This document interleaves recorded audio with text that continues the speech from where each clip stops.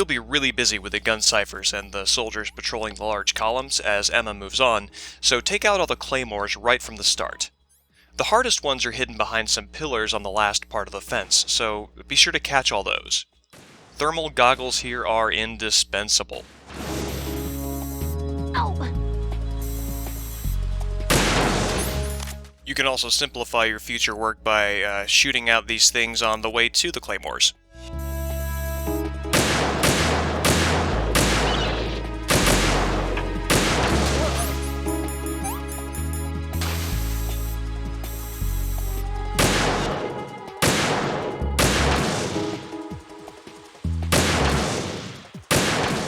The hardest to hit is the one behind this column specifically.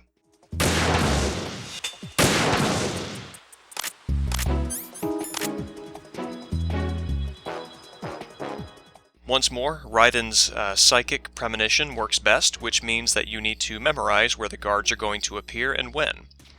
While the tanker chapter is much more open to possibilities and sort of divergent ways of handling problems, the plant chapter narrows down toward the end into a few challenges that have very specific ways of resolving, particularly if you're going to get the big boss rank. So know when to anticipate the appearance of each soldier, and keep an eye on the upper right for gun ciphers coming through, and also gun ciphers appearing from behind the columns.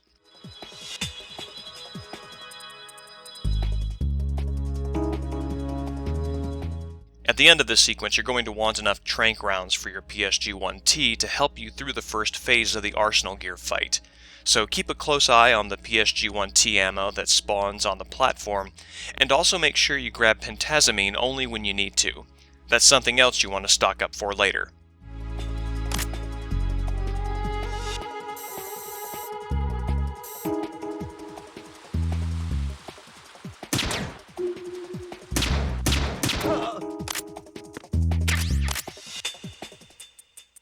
Now I remember. The analog for Vamp's leaving claymores in MGS2 is Raven in MGS1. One of Raven's more subtle traits is that he leaves claymores to trap Snake, first on the snowfield with the M1 tank, and then on the snowfield again when Snake runs through after the tank was destroyed, and again in the intermediary level while riding the industrial elevators down to the final Raven boss fight. There's even a slight stylistic inversion here, since Raven mined kind of open areas, whereas the mines around Vamp encounters are placed in tight corridor areas where you have no choice but to walk into them. And Emma has no choice but to walk into these here.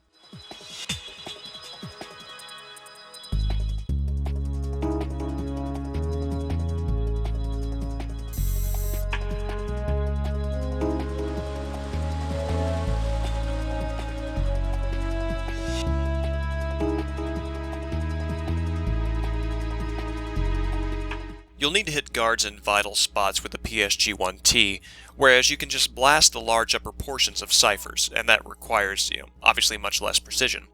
So save your pentazamine for when guards show up, and don't use it in anticipation of their arrival. Wait until they appear on screen, then take it. There's no value in counting down the pentazamine's effective period when there's nothing on screen to shoot.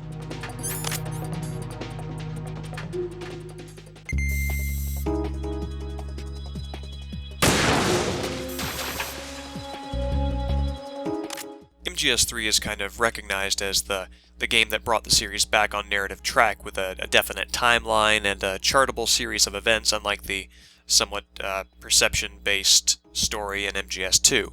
But MGS3 has its own ways of referring to gameplay sequences from its predecessors as well. One of the more subtle cues comes when Snake has to go up against the end, or it might be when he gets the sniper rifle. I don't recall exactly, but someone asks him about sniping in a forest, and Snake says that he has experience sniping in urban and marine environments. Those are indirect references to the Sniper Wolf battle in MGS1 and this sequence here in MGS2.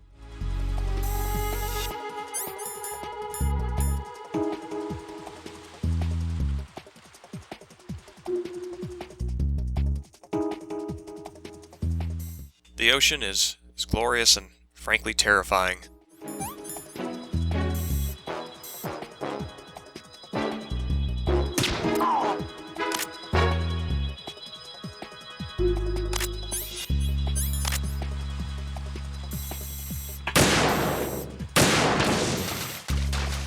unlike other guns, the sniper rifles, there's a bit more of a delay between the time you fire and the time the projectile actually impacts. This can make precision aiming somewhat difficult. Making a precise shot will definitely speed things up, but I found that I could actually waste more time trying to land that precise shot, despite that time delay, instead of just throwing a bunch of bullets at the broadside of whatever barn is in my sights. There's no limit on ammo here, so just unload if you need to.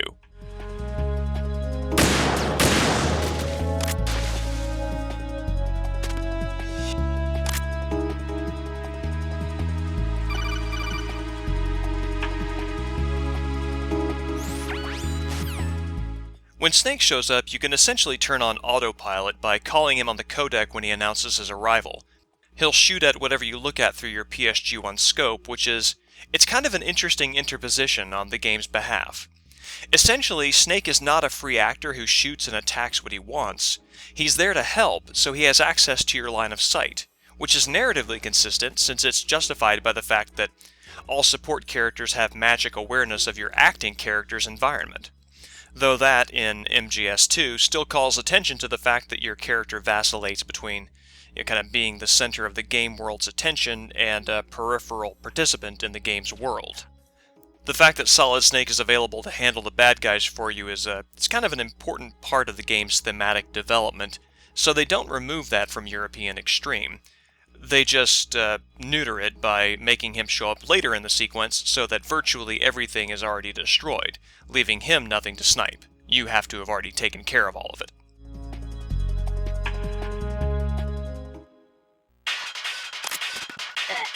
You'll need to do some fast prep work at the start of the Vamp sequence. The game adjusts Raiden's position to just beside the ladder. If you notice, I was on the other side before the cutscene, and it's going to take a lot of trank shots to pull Vamp down. You want Raiden right where the trank rounds spawn on the other side of the platform, so head over there straight off. The ammo should restock your inventory as soon as it spawns if you're right on top of it, but that's kind of more precise placement than you really have time to worry about within these constraints. If you run out of ammo, just unequip the weapon, grab what you need, and head back into the fight. At the end of that fight, you might have noticed that I restocked when I still had 2 rounds left in the PSG-1. I'm sorry, the PSG-1T. That's because from there forward, I am in Arsenal Gear Tengu prep mode. I use the sword for most close encounters in Arsenal Gear, but I use ranged weapons through the build-up to get to that point. The PSG-1T is really useful in that build-up, so when I got Vamp down to the end of his life, I grabbed an extra box of 5 PSG-1T rounds when it spawned after I hit the last 2 rounds in the magazine. For the same reason, I'm taking a little bit of extra time here in the distribution room to grab some stun grenades hidden under the conveyor belt. These will prove useful against a very specific setup of Tengu in the Arsenal Gear section. If you remember, I left those falling platforms intact on my way back through the connecting bridge to the Shell 1 core, and this is where that's going to pay off.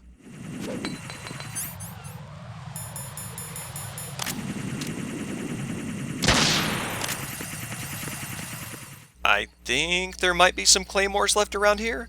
That's why I'm kind of antsy regarding the footwork here. As you can see, because of the timer, I think it's best to leave these platforms up so I don't have to waste time shooting the cameras out or, sidling across or whatever. I'm sure there's some sort of plot indicator here, but, whenever I came across these sea lice in this environment before, you see one on Pliskin, it always strikes me as this kind of weird, premonition or foreshadowing image that, suggests that something's up, and you're about to become embroiled in it. Nolga just embroiled her fist in a third of my life bar. If you do nothing here, eventually Rose will call and advance the story. You can preempt this by calling her yourself, which apparently gets Olga to unlock Raiden's manacles faster. And as you saw, I don't save here.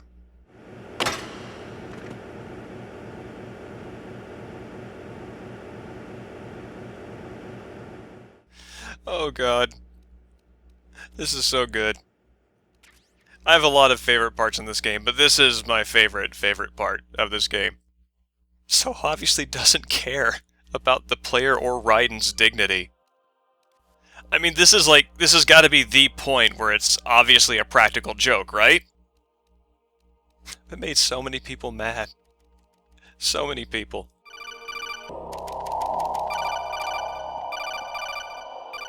If you get seen here, you get chewed up by bullets even faster than usual, but fortunately for Raiden, our goal is not to get seen at all. So, the best tool here is the only clothing you really need to stealth through a highly militarized facility, a cardboard box.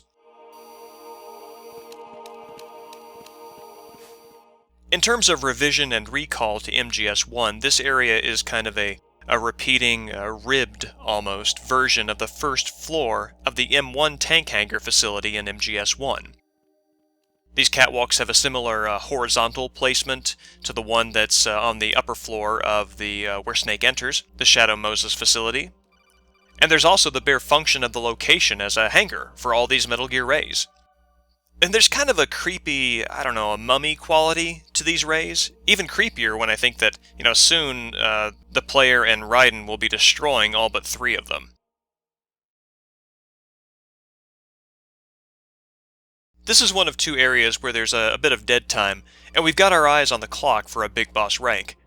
I've been ignoring Arsenal Gear's, meltdown codec calls during the sneaking sequence, but I take them in here. I think you have to go through a certain number of them in order to advance the story, but I don't think you can advance the story by placing a call out. So I just run up and down the hall and answer the calls until I get a call from Rose, which is the sign that the game is again moving forward. I've grown increasingly uncomfortable with the voyeuristic aspects of Metal Gear as time has gone on. Sexualizing the design premise really sours it for me, and it kind of makes the idea of projecting player ego into the game kind of repulsive.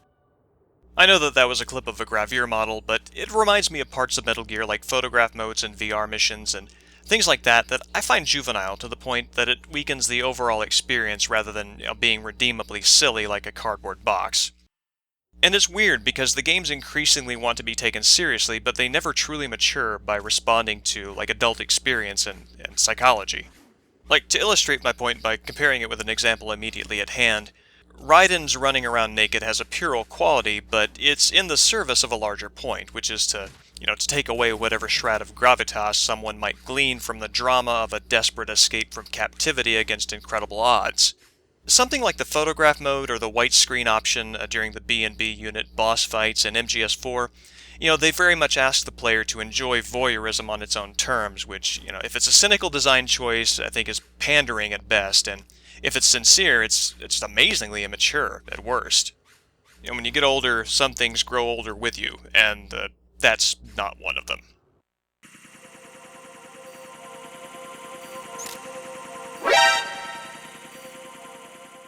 Now, however you've chosen to distribute your maximum of 8 save files, this needs to be one of them.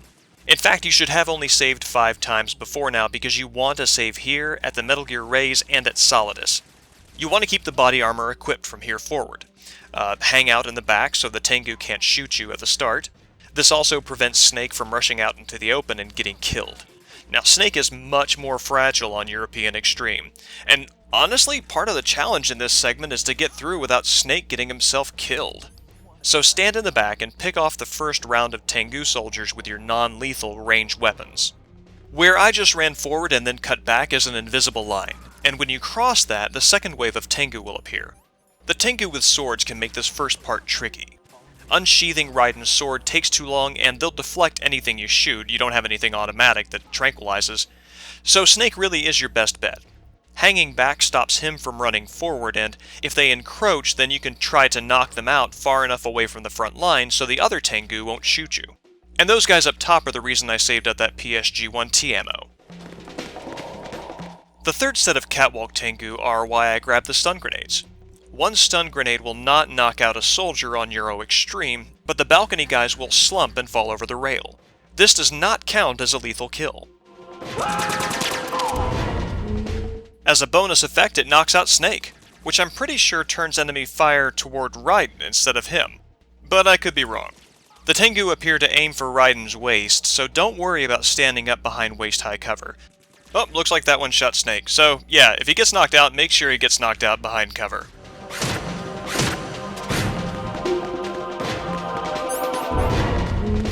and this can be a beast. Remember to keep that body armor on and block. There are Tengu in that little alcove who will chew Snake up with gunfire if you don't take them out quick, so hit them first. When your health gets down to bleeding level, make sure to find some place where you're covered on 3 sides to crouch and heal up. I've put Snake in the back up to this point to keep him safe, but my strategy shifts here. I have Raiden run support. Snake will mow down the Tengu with P90s, but he can get stuck on the Tengu with swords. If he gets stuck firing at one of the Tengu with swords, then he's open to other kinds of attack. It takes too long for Raiden's 3-hit combo to knock them out in time, so I mainly run around and just whack them once to knock them off balance. Which, if they're wielding swords, that lets Snake's bullets connect, or if they've got guns, it stops them from firing at Snake.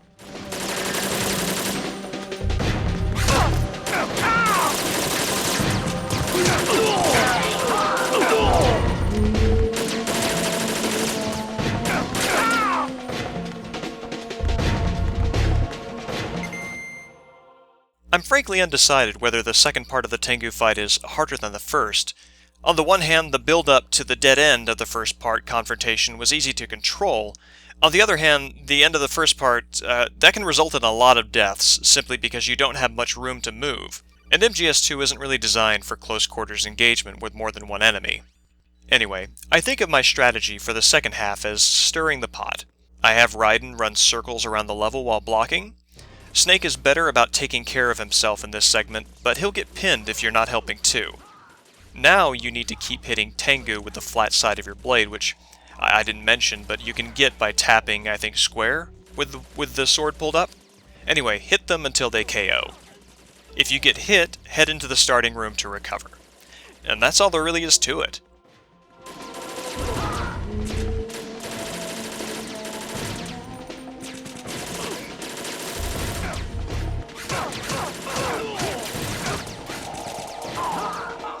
In terms of thematic import, this segment is definitely meant to communicate Raiden's increasing breakdown as he extricates himself from the myth of Solid Snake. I mean, the man is literally beside him, so there's no more pretending that he could be Solid Snake in the way that he acted at the start of the plant chapter. Fighting along Snake and wielding a weapon that Snake wouldn't use are both ways to force the player to relate to Raiden directly, in a sense, rather than try to relate to Snake by way of Raiden as a kind of proxy ego. But even that's problematic, mainly through the matter of controls, which I think are a more interesting way to get the player to stop working through Raiden to be Snake. The best way to play through this section on a big boss run of Euro Extreme and otherwise is to use the sword. One of the first things that we learned about being Snake in the Tanker chapter was how to look and attack in first person. We learned Metal Gear Solid 2 by inhabiting Snake's headspace, as literally as you can in a video game. The sword doesn't work like that. We have to wield it in third person. We are forced out of Raiden's head when he uses it, and it's as though the sword itself kind of severs Raiden's connection from Snake as well as Raiden's connection to the player. I mean, it literally severs his handcuffs at the start of the fight with Solidus. Raiden stops trying to be in Snake's head, and we also stop trying to be in Raiden's.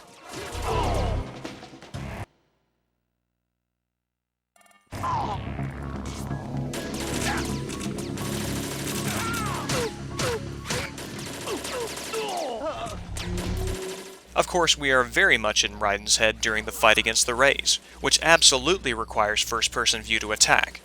But that's an extreme instance of using first-person. It's longer and more grueling than the first-person use required against Vamp, and it's against a whole lot more enemies. After that, we inhabit Raiden's head one final time during the choking sequence, after which we are removed from Raiden almost entirely during the fight against Solidus, because the sword is the only weapon. It's kind of like this Tengu fight is a brief respite for Raiden from the fantasy of being Snake, after which Raiden must recall his role-playing of Snake in order to do what Snake is known for doing best, which is destroying Metal Gears. Only Raiden has to actually destroy more Metal Gears than Snake even has, at least in the player's control. Raiden shares Snake's unique burden, so he has to be as much Snake as he can. Just like we have to be as much Raiden as we can when we share the unique burden of getting him through the choking sequence shortly thereafter. Both are painful experiences. Both result in exhaustion. Raiden wipes out and gives up at the end of the Ray fight, and I can tell you I did not want to hit that button anymore after I got done with that choking sequence. I think there's a fruitful parallel there with those sequences coming back to back.